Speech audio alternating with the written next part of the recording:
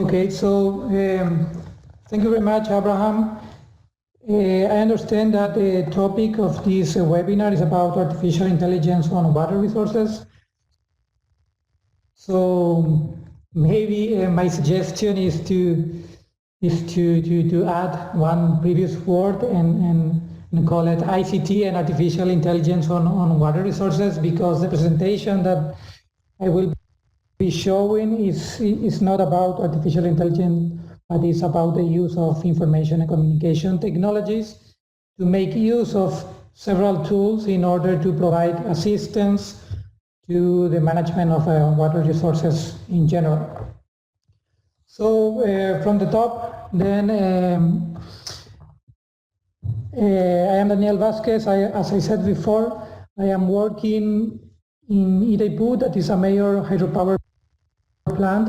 Inside of Itaipu, we have a research center called International Center on Hydroinformatics. And at the moment, I am coordinating this center. So today in this webinar, I will show you one of our previous projects that is about an information system for flow forecast. This project started maybe 2 years ago and is already finished in its first phase. So during this first phase, we aim to make use of available resources. So by this I mean that we wanted to make use of available models that were over many institutions and universities, available data, and also available technical resources in order to build a tool that can provide support to the decision-making process in issues related to floods in general for our country.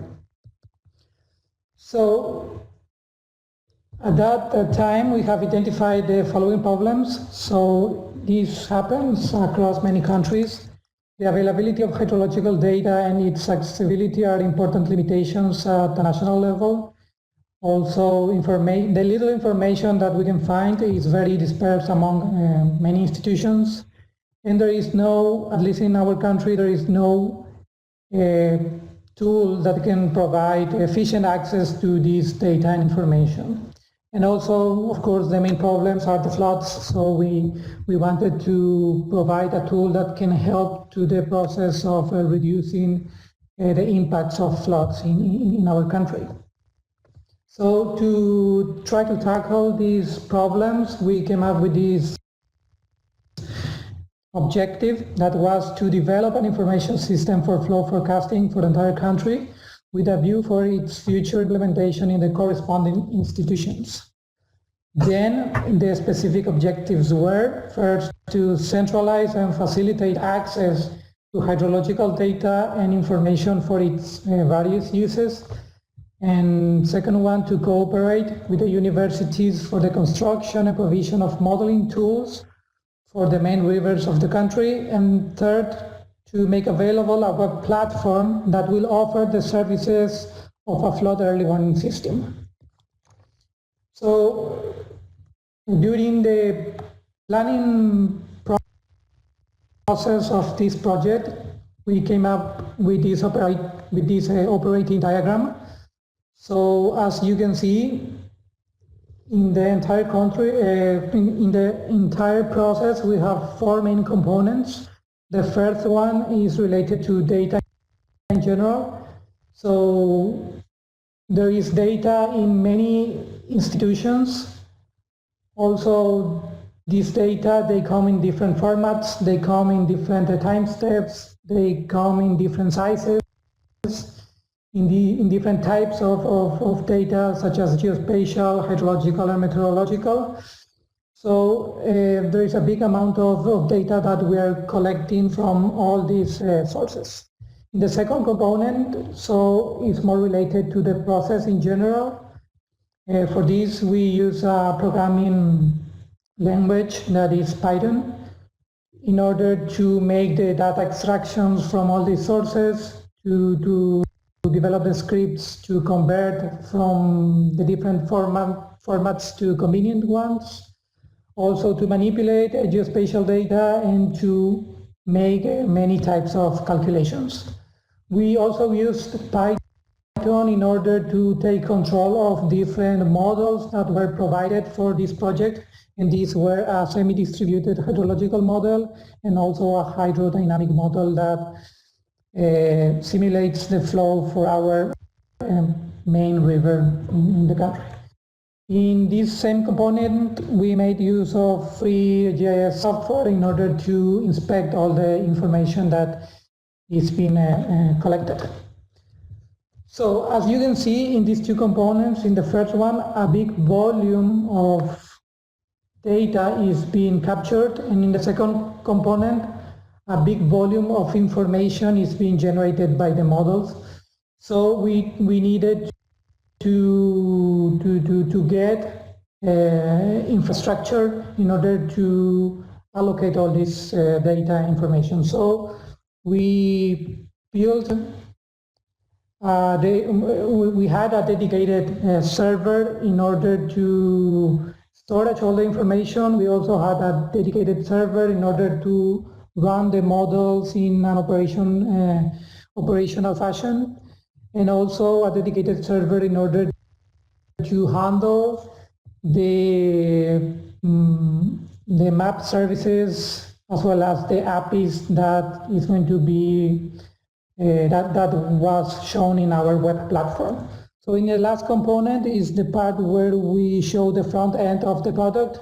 So we built a web page where we show all the components that you see here. You are able to see the data, you are able to see the process of the models, and you are able to download all this information in this platform. So very quickly, I listed here some of the functionalities that the application provides. So first, there is an interface that allows to centralize the hydrological data of the country that is coming from all these institutions that I showed you before. There is another interface in order to show in real time a remote sensing precipitation from the GPM project. Also another interface to see the forecast coming from the European Center for Medium Range Weather Forecast. The variables that we are capturing are precipitation, soil, moisture, temperature, and wind, I guess. And last, we connected to the OpenStreetMap project in order to access to cartographic data and in order to feed our base maps. So all this information is being managed via spatial data infrastructure called Geonode. And this web-based software is in charge of managing all this cartographic and geospatial information, and it also provides the services to access to the data and information that is being generated.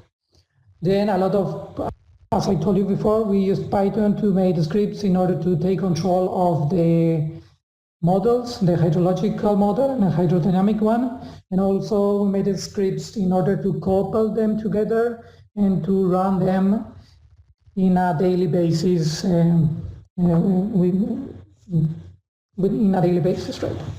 Also, a lot of scripting was needed in order to perform Monte Carlo simulation in order to provide probabilistic forecast of flow and water levels. Then another gadget that we try to include is this on-the-fly statistics. This is taking the real-time precipitation and is calculating these statistics by districts, cities, and basins of the entire country. So each time that we receive information, this is being calculated automatically and you can see it through the interface. And the last one, okay, we try to encapsulate all this information in a very simple manner in order to be able to take decisions with it. So control panels were developed, and these control panels, they are able to trigger notifications when needed. So this is very quickly how our web platform looks like. This is one of the interfaces. So we focus on the usability and we try to make the interface very friendly. So in here, for instance, you can access to one specific station. You can see the records of water level, precipitation, and other relevant information. Also, the interface that I told you before, this is the one showing real-time precipitation from the GPM project. This is being updated each 30 minutes with a delay of 6 hours. This is the interface where we capture the forecast from the European model. And then in the second and third component, what we do is, so we make use of this information and we do it with available models. So here we don't have an artificial intelligence nature model, but we have a conceptual types of models. So on one hand, we have a semi-distributed hydrological model, and on the other one, we have a hydrodynamic one that covers the entire river. So we didn't build these models. What we did is we contact with our partners from the Catholic University of Asuncion, and we introduced these models to our web platform infrastructure. We developed the scripts in order to couple them, as I told you before, and to run them in a daily basis. So in this interface, you are allowed to ask for a lot of types of results. You can scroll with your mouse and go to each basin, each node, each ridge, and each cross-section and ask for the results that the model provides. As you can see, the interface is very similar with the native softwares that were used to model these processes that were HEC-HMS and HEC-RAS. So when you access to any of these points, you will get the results of the model that you can see in this chart. In the green line, you can see the historic data, historic simulation, and then in the blue line, you see the forecast ones. So for flood, for precipitation loss, base flow, infiltration, and all the parameters that the hydrological model provides. The same thing for the hydrodynamic model. So you are able to navigate across the entire river and ask for the information in each station, and you will get the water level and discharges. So there are other ways to show this same information and results, and we try to do it with flood maps. So the results from the hydrodynamic model are plotted in the app, and then we contrast this information with available cartographic data coming from Census or from the OpenStreetMap project. So in here, what we can do is to generate these on-the-fly calculations where you are able to see how many buildings, houses, schools, parks are being affected by each time step of the model simulation. Also, we explored a little bit with Monte Carlo simulation, and we were able to generate probabilistic forecast in flowcharts and also in maps. And this is the control panel that I told you before. So until now, we have seen technical information, but we also need to provide this kind of information in a simpler way. So for this, we have these control panels where you can see with these red dots in the places that you are expecting to have problems. And in the control panel, you have just general descriptions and the sites where you are going to have these floods. So when this happens, you can,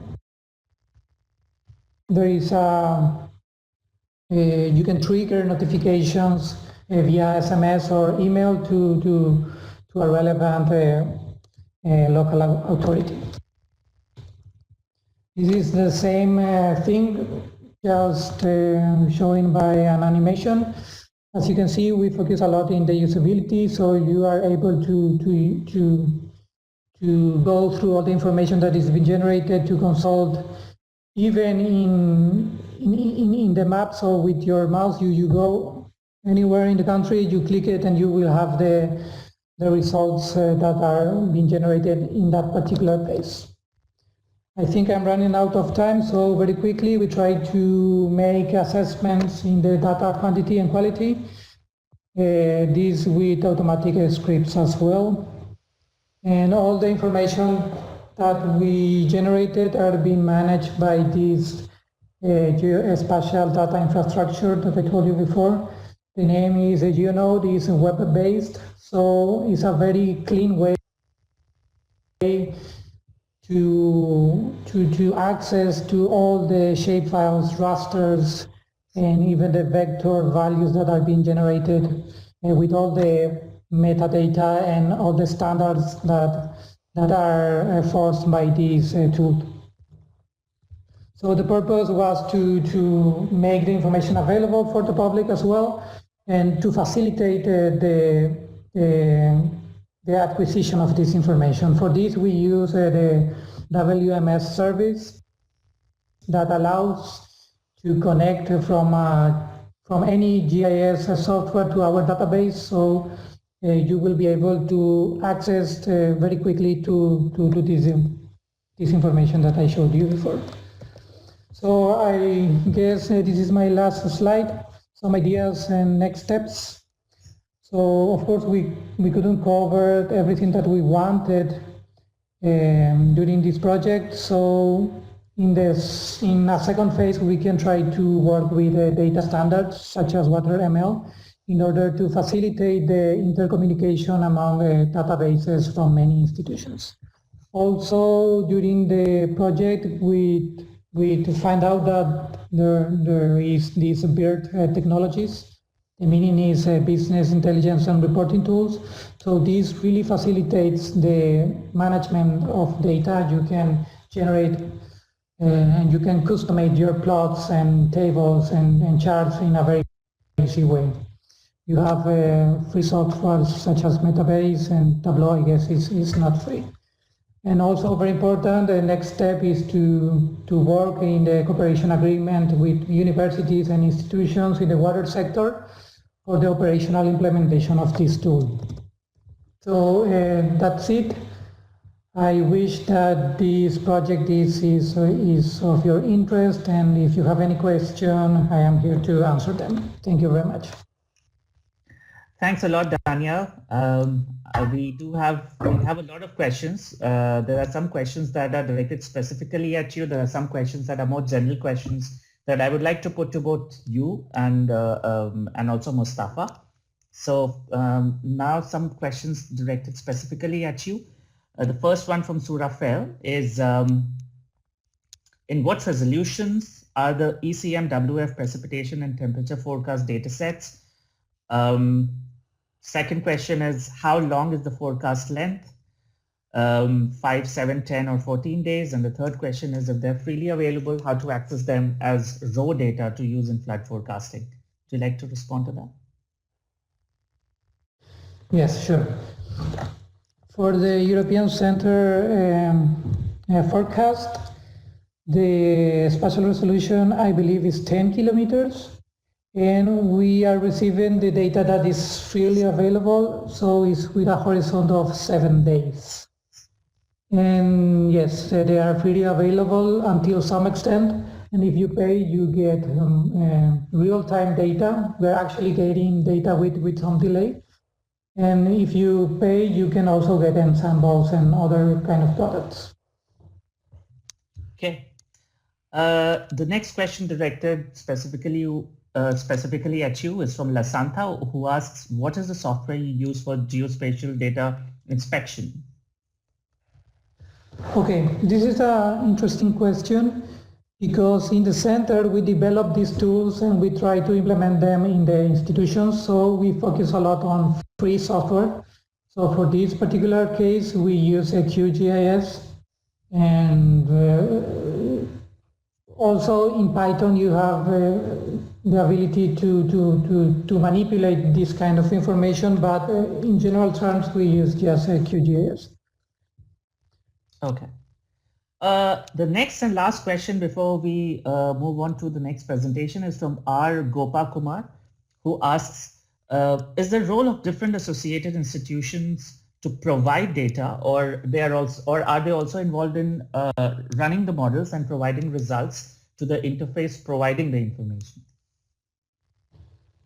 So in our particular case, our partners were the academia, so the one university, also the National Hydrological and Water Service, and us.